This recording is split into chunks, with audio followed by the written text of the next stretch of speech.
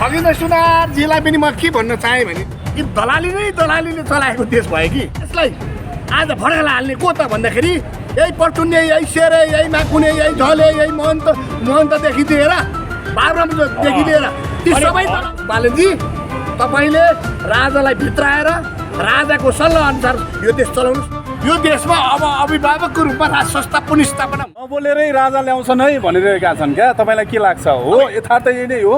अब हेर्नुपर्छ, हल्ला मात्रै हो अहिले हामीले नभनौँ, सबै कुरो चर्चा विचर्चा नगरौँ। बालनले राम्रो काम गर्दै जानुभएको छ, हामीले पछाडिबाट नै राजा ल्याउने सम्भावना छ कि छ या छैन मात्रै भन्नु। ढिलो चाँडो राजा आउँछ ल, बालनले नै ल्याउँछन् होइन जसले ल्याए पनि राजा आउँछ ल। बालनले ल्याउने सम्भावना के छ? बालनले ल्याउने भन्ने नभनौँ न, अहिले जसले भए पनि यो देशमा अब अभिभावकको रूपमा राज संस्था पुनर्स्थापना हुन्छ। 1 2 3 हुन्छ ल। मैले कति दिन कति घन्टा समय नभन्नु, कति वर्ष समय तिथिमिति नतोक, किनभने समय नै बलवान भन्छ, समयअनुसारमा चल्ने हो। हिजोको दिनमा यो कङ्ग्रेस एमाले माओवादीले यस्तो होला भन्ने सोचेको थिएन नि, के भयो? भयो नि। हिजो एकको र दम्म चलाएर तीन गुणेमा राष्ट्रिय त धर्म पैसासँग जोडिएर नागरिक बचाउ अभियानको दुर्गा प्रसादको टिममा हुँदाखेरि म वार्ता समितिको सदस्य हो। म 78 दिन जेल बस्ने मान्छे मै हुँ। केपीले हालेको मै हुँ, केपी र शेरबहादुर देउपाले जेल हाल्ने मलाई मै हुँ। आजसम्म मेरो मुद्दा फसेला भएको छैन। तर यो देशमा यी विदेशीका गद्दारीहरूलाई लखाडे नि, जब हाम्रा भदौ 23 र 24 गतिका हाम्रा जेन्जी भाइ बहिनीहरूले जसरी लखाडे, अब तिनीहरूलाई अझै बाँकी छ लखाड्न, अझै बाँकी छ। अब यी सबै राजनीतिक दलका ठुल्ठुला पार्टीका भरौटेहरू दलालीहरू छन् नि। अब एउटा कुरा त एका कसरी हामीले भन्नु पऱ्यो भने नि, गृहमन्त्री 5 वटा गृहमन्त्री छ, जुन 5 वटा गृहमन्त्रीहरूले के गरेछन् भने एयरपोर्टमा सेटिङ गरेर नि पैसा खाँदै विदेश पठाएका छन् नि। यी 5 वटा गृहमन्त्रीको पनि खोजी हुनुपर्छ भन्ने कुरा राखेको छु मैले। र अहिले जति पनि भ्रष्टाचार गरेका दलालीहरूका सम्पत्ति कहाँ छन् खोजिनुपर्छ। बाली सरकारले खोज्नुहोस्। अब अहिले कुन जस्तो टिएसएफदेखि लिएर बालनले हरेक ठाउँमा भएका व्यक्तिको विरुद्धमा बालनले अब पर्दा फास गरेर अगाडि बढेर तपाईँले पनि आफू पनि सच्याउनुपर्छ र अर्कालाई पनि सच्याउनुपर्छ।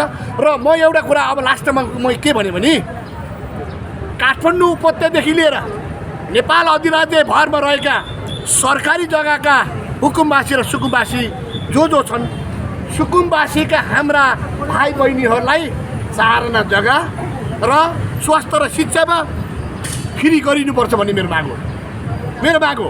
र म के भन्छु भने जस्तो अहिले मेरा दुर्गा प्रसाद ज्यूले पनि यो सुकुमवासीको विषयमा विरोध गरिएको छ, त्यस्तै हर्का साम्बाङले गरेछ। विरोध कसरी गर्ने भन्दाखेरि को सुकुमवासी हो को हुकुमवासी हो त छुट्याउनु पर्यो।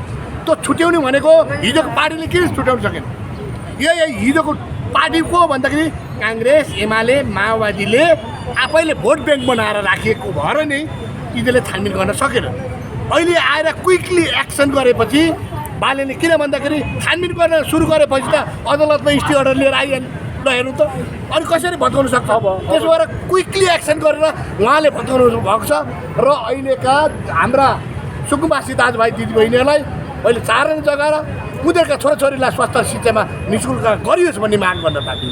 अब जस्तै अब सुदन गुरुङलाई फेरि आम जनताले गृहमन्त्रीको रूपमा हेर्न चाहिरहेका छन्। अब बाहिर हल्ला मात्रै छ कि सुदन गुरुङलाई नै बालन शाहले गृहमन्त्री बनाउँछन् भनिरहेका छन्, तपाईँलाई के लाग्छ? यस्तो हुन्छ, सुदन गुरुङजीलाई म के भन्छु भने हिजोको दिनमा जानुभयो, एक्सन गर्नुभयो, केपीजीहरूलाई पनि बेलामा जेल कोच्नुभयो।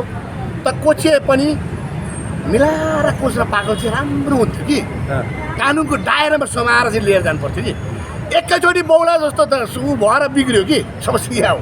अर्को कुरो सुदनजीलाई के भन्न चाहन्छु भने जुन एउटा के अरे भ्रष्टाचारी दलालीमा जोडिएको रहेछ नि, अब नाम चाहिँ मलाई थाहा भएन, दिपक वटा हो। दिपक कनेक्सनमा जोडिएको हुँदाखेरि उसले के कसरी त्यो पैसा कहाँबाट आएको त होइन, त्यो पैसा कहाँबाट सञ्चालन भएर आएको पैसा हो, त्यसको खोजी नीति भएर र उसको सबै कुरो बायोडाटाहरू पत्ता लाएर उसले सही गरेछ गल्ती गरेछ भने जेल जानुपर्छ, गल्ती गरेछ भने सफाइ मागेर गृहमन्त्री हुनुपर्छ।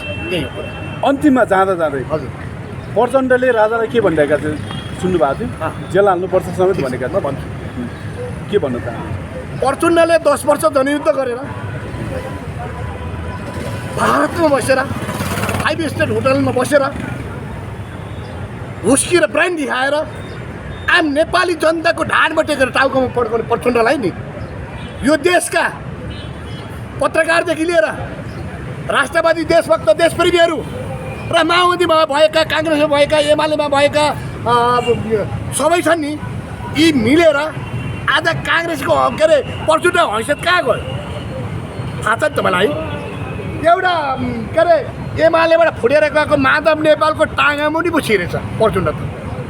अहिले सुधारिएर कसैमा छिरो घरका साम्पाङ्गलाई हेर्नु त। अनि यी माओवादी हुन्, यी नक्कली माओवादी देश लुटाराहरू हुन्, देशका धमिरा हुन्। यी धमिरालाई राजाको खुट्टामा पनि पाउ पर्दा पनि ऊ हुँदैन भनेपछि राजाले गाली गर्ने। राजाले हिजो आम नेपाली जनतालाई के भने 2047 सालको संविधान सहितको टेकेर 5 बजे सहमतिमा श्रीवेत्र राजदण्ड जनताको नाश जनतालाई बुझाइबक्सेको थियो त होइन र? त जनतालाई बुझाउँदाखेरि यही हो, राम्रो होला भनेर राजाले छोडेको नि। आज देश तस नस, देश कतै सोमाली हुन आँट्यो कि सिरिया हुन आँट्यो कि अफगानिस्तान हुन आँट्यो। मेरो देश म मरे पनि मेरो देश बाँचिरहोस् भनेर महेन्द्रको मानबानीलाई म सिरपर गरेर म नेपाली सेनाको राष्ट्रिय झन्डाको कसम खाएर यो देशमा आमालाई आए झुन्ड्याउँछु, बाउलाई आए गोली हान्छु भनेर कसम खाएर निक्लिएको योद्धामा आवश्यक पर्छ भने मैले हिजोको दिनमा पनि भन्थेँ। हाम्रा सेनाका प्रधान सेनापति त्यति बेलाका एयर डिफेन्स आर्टिलरी जगदलगढका राजेन्द्र छेत्रीको पालामा एसपिपी सैनिक रणनीति पास के अरे निवेदन के अरे आर्मीबाटै पत्रचार गरेर अमेरिका पठाएछ। पहिलोचोटि पठायो, दोस्रोचोटि फेरि पत्र पठायो। त्यति बेला मात्रै तँलाई थाहा भयो अन्धभक्त प्रधानमन्त्री केपी शर्मा ओलीले थाहा पाए। भनेपछि परराष्ट्र मन्त्रालय अन्तर्गतमा होइन सैनिकले के गर्न पाइन्छ भन्ने कुरा थाहा एका हुनु पर्दैन। अब जस्तै अनि मिल्नुभयो त होला यहाँ। अब जस्तो अन्तिममा अहिले राजा अहिले पोखरामा मठ मन्दिर जस्तो दर्शनमा हुनुहुन्छ होइन? अब फिर्ती सवारीको भव्य तयारी के छ तपाईँहरूको? स्वागत कस्तो खालको स्वागत हुँदैछ? के तयारी? भव्य स्वागत त अब आम नेपाली जनता तपाईँहरू पनि तयार हुनुहोस्। अब यो देशमा अभिभावकको रूपमा राजा चाहिन्छ भनेकै हुँ। यी छोटे राजा पाल्दा पाल्दा वाक्क भइसक्यो हामी। यी छोटे राजाहरू संहिता खारिज गरियोस्, वैदिक सनातन हिन्दू अधिराज्य नेपाल बनाइयोस् र बालनजीलाई एउटै अवसर यो कि इतिहास रच्ने भने तपाईँले यो जस्तो अवसर कहिले पनि लाइफमा आउँदैन। तर गर्न देलान जस्तो छैन नि त, खालि विरोध गरिरहेछन्, राजीनामा मागिरहेछन्। के अरे 182 सिट आएछ, 4 जना पुगेर यदि जुन विधेयक ल्याएको छ नि राष्ट्रपतिबाट, जुन 4-5-6 वटा विधेयक ल्याएको छ नि, अध्यादेश जारी गरिन्। त्यो अध्यादेश यदि लागू गर्न दिएन भने फेरि स्टेप चाल्छ। अब एउटै कुरा हुन्छ कि यदि राष्ट्रिय सभाबाट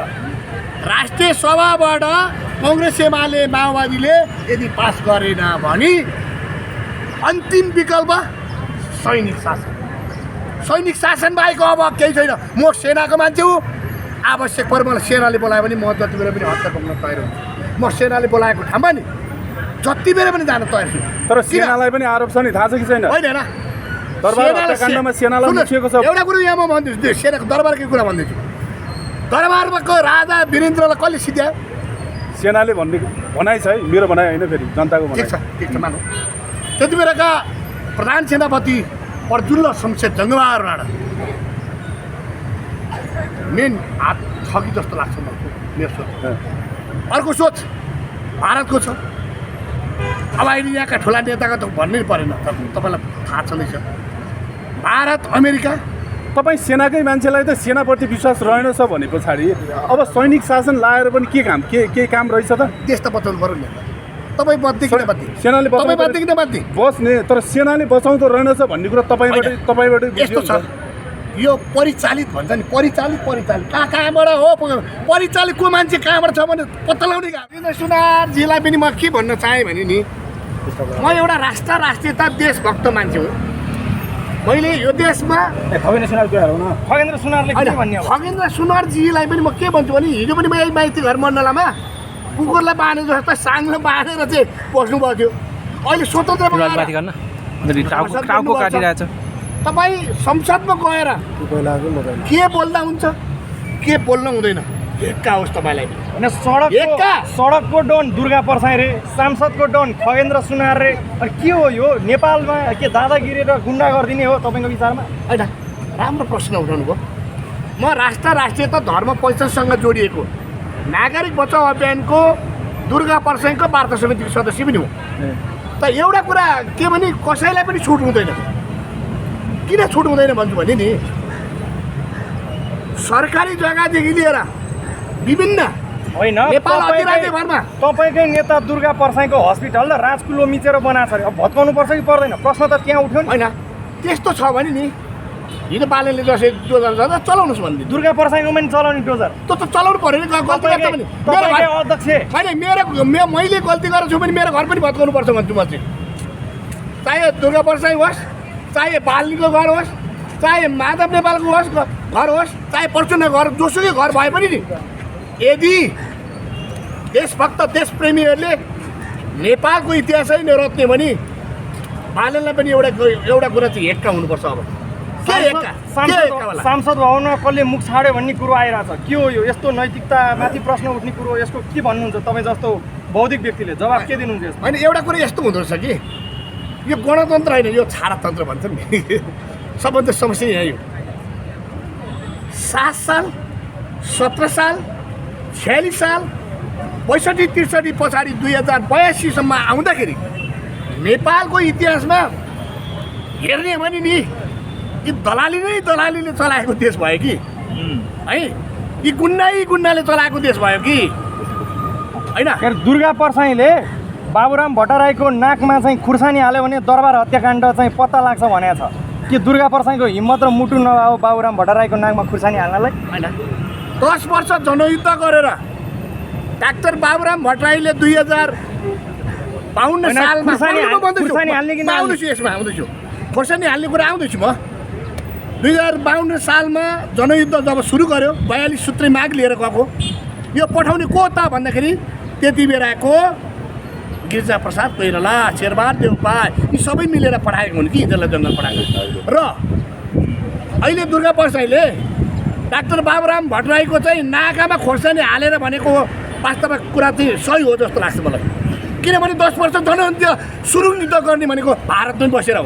ताजमहलमा बसेर प्रचण्ड र बाबुराम जस्ता देशका गद्दारीहरूले आज देशलाई आज भड्काला हाल्ने को त भन्दाखेरि यही प्रचण्ड, यही शेरे, यही माकुने, यही झले, यही महन्तदेखि लिएर बाबुरामदेखि लिएर ती सबै दलाली हुन्, विदेशका दलाली। हर्क साम्पाङले त बालेनको राजीनामा मागिरहेछन्। के हो यो कुरा? होइन, राजीनामा माग्न पाइन्छ। अनि को फेरि चाहिँ केपी ओली प्रचण्ड आउने अनि राजीनामा दिएपछि? होइन न, उहाँहरू आउनु कोही पनि आउँदैनन्, सिद्धि हो। काङ्ग्रेस, एमाले, माओवादी र राप्रपा धुलो चढायो। कसले भन्दा यही भदौ 23 र 24को जुन जेन्जीले उठाएको मुद्दा थियो नि, यो मुद्दालाई म एउटै कुरा के भन्छु भने प्रत्यक्ष प्रधानमन्त्री बनाइदेऊ र भ्रष्ट दलालीहरूलाई जेलको छ। तेस्रोमा गएर राजालाई पुनर्स्थापना गर। चौथोमा गएर 2/3 सरकारले आफूसँग दरबार बस्नुहोस्। बालनजी, तपाईँले राजालाई भित्राएर राजाको सल्लाह अनुसार यो देश चलाउनुहोस्। तपाईँले शासन अब 30 वर्ष चलाउनुहुन्छ।